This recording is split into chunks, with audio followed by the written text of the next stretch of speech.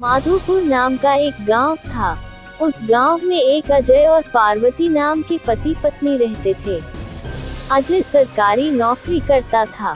एक दिन की बात है, गर्मी का समय था। अजय ऑफिस का काम खत्म करके रोज की तरह ऑफिस से घर वापस जा रहा था।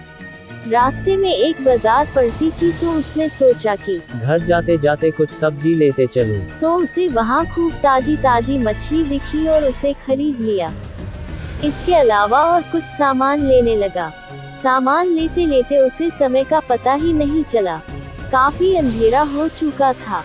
घर थोड़ा दूर था तो वह सोचा कि सीधे सीधे रास्ते से जाऊंगा तो और काफी रात हो जाएगी, इसलिए आज जंगल के रास्ते से जाता हूँ, जल्दी पहुँच जाऊंगा। वह जंगल की ओर अपनी गाड़ी घुमा लिया।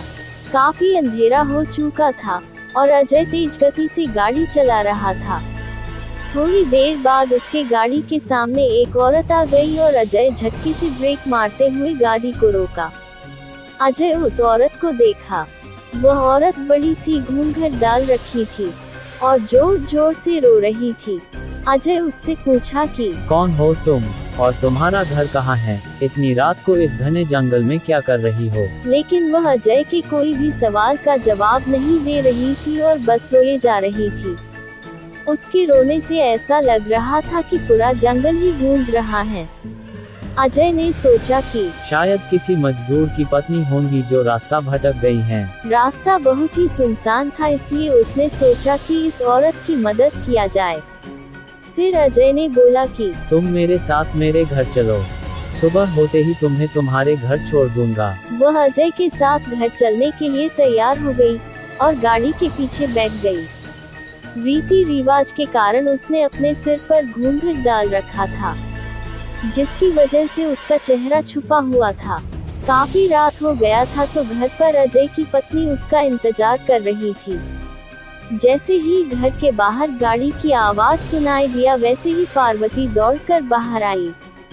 उसने अजय के साथ एक औरत को देखा तो उसने अजय से पूछने लगी कि ये कौन है जो तुम्हारे साथ आई हैं? अजय ने सारी कहानी पार्वती को बताया।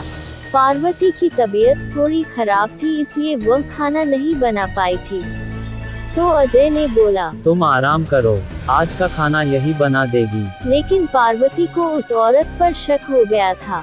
उसे लगा कि ये कोई साधारण औरत तो लग नहीं रही है, शायद ये कोई चोरनी होगी जो चालाकी से घर का सामान चुराने आई है। पार्वती ने इसे अपना रसोई घर दिखाया और बोली, मौसम बहुत खराब हो रहा है, तुम जल्दी से खाना बना लो। इतना बोल के पार्वती अपने कमरे में चली गई और वह औरत बिना कुछ बोले रसोई में चली गई। थोड़ी देर बाद रसोई में से बहुत ही अजीब अजीब आवाजें आने लगी।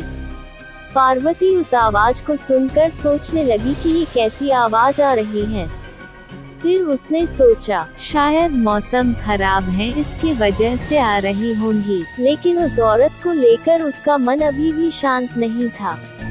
जब पार्वती 20 मिनट बाद दोबारा रसोई में गई तो देखी कि वो औरत अभी चुपचाप बैठी ही थी। पार्वती को ये देखकर बहुत गुस्सा आया और पार्वती चिल्लाकर बोली, अभी तक तुमने खाना बनाना शुरू भी नहीं किया है, जल्दी बनाओ खाना, सबको भूख लगी है। उस औरत ने कुछ भी जवाब नहीं दिया और चुपचाप अपना चेहरा ढक कर बैठी थी। पार्वती ने कितनी बार उसका चेहरा देखने की कोशिश की, लेकिन देख नहीं पा रही थी। पार्वती ने फिर उससे कहा, चलो अब जल्दी से खाना बना लो, अगर किसी चीज की जरूरत पड़ी तो मुझे बुला लेना। लेकिन फिर भी वो कुछ नहीं बोली।